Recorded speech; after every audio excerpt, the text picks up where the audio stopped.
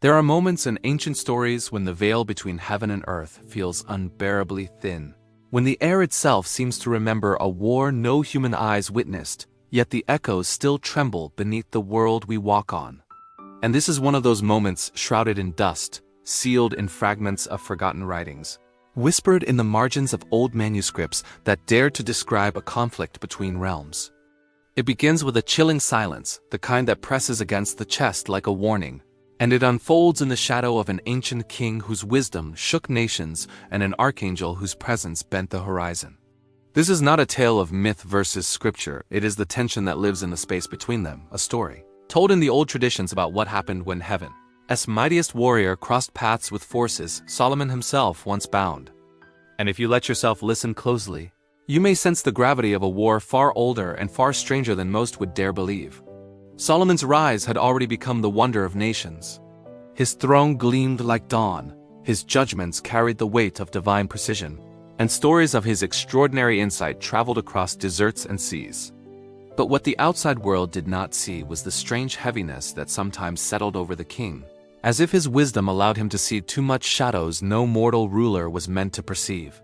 Tradition tells that in those uneasy days, a dark force slipped into his kingdom, igniting turmoil that reason alone could not resolve. What approached was not an army in armor, nor an enemy with banners, but a presence that coiled itself around the edges of the realm, unseen yet unmistakable, ancient yet newly awakened. According to these old writings, the disturbance had a name: Ornias, one of the 72 rebellious spirits known in ancient lore. He harassed a young worker, stealing his vitality and draining his strength. When Solomon learned of it, something deep within him stirred. He was a king, yes, but he had also been chosen by God. And chosen men are never allowed simple battles. So Solomon prayed, and in that prayer, a command from the highest was spoken into the invisible world, and something answered.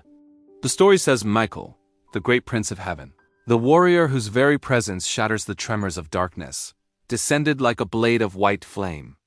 There was no earthquake, no thunder, no spectacle for crowds, only a sudden shift in the air, like the world inhaling sharply. And in that quiet, Ornias recoiled. For this was no ordinary messenger. Michael's authority cut through the unseen world the way dawn tears open the night. Michael instructed Solomon to craft a ring, a signet bearing the seal of the one whose throne no darkness can approach. And with that ring, tradition claims, Solomon subdued Ornias, compelling him to speak of the other rebellious forces hidden across the earth. What followed was not chaos, but a strange and unnerving order. One by one, Solomon summoned creatures that claimed dominion over storms, seas, deserts, sickness, illusions, nightmares, and the whispered terrors that haunt the edges of human thought. They were powerful in their own realms, but before the ring bearing the divine seal, they had no strength. Yet what these writings reveal is that Solomon did not act alone. Michael, heaven's commander, moved like a watchful flame over the king's work, guarding, and standing ready to confront anything that dared to resist, and resist they did. Among the 72, some submitted with trembling obedience, revealing their names and weaknesses, their domains and deceptions.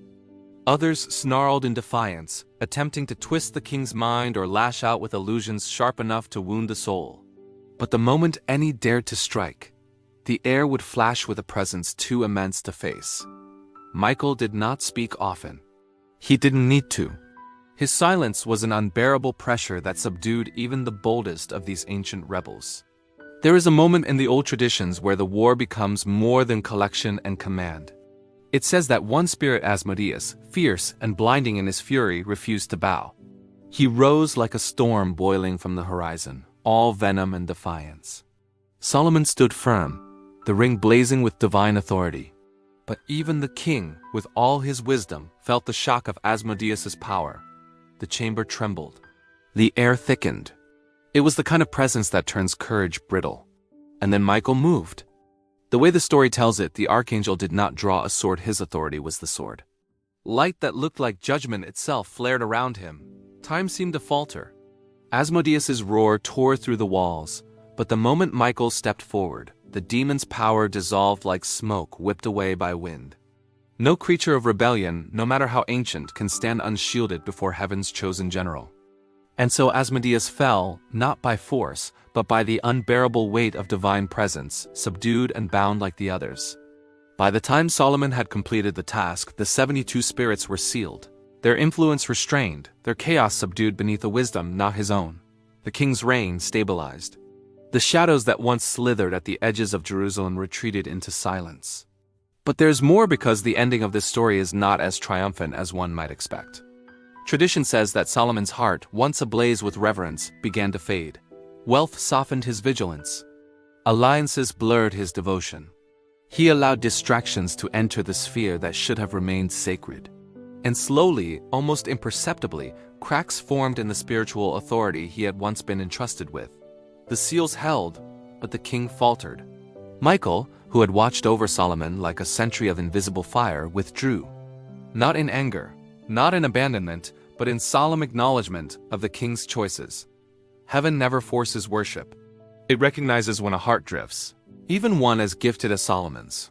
What the ancient writings imply is both haunting and humbling. Solomon conquered forces older than empires, but he could not conquer the quiet erosion of his own heart. Still, the 72 remained bound, scattered in secrecy, restrained by the seal of God. Their power was not destroyed, but caged. Their influence not obliterated, but silenced. And Michael? He returned to the unseen battlefield that spans the ages, where wars of spirit continue far beyond human sight. The story ends not with triumph, but with a whisper, an ancient reminder that authority without obedience eventually fractures, that wisdom without devotion eventually dims, and that even the greatest victories can crumble in the hands of a divided heart. Yet it also leaves a lingering echo of hope, that heaven does not abandon the world, that its warriors still stand vigilant, and that even when humans falter, divine purpose continues moving like a river of fire through history. And so the tale of Michael and Solomon's 72 adversaries remains sealed in the twilight between legend and faith, too strange to dismiss, too persistent to ignore.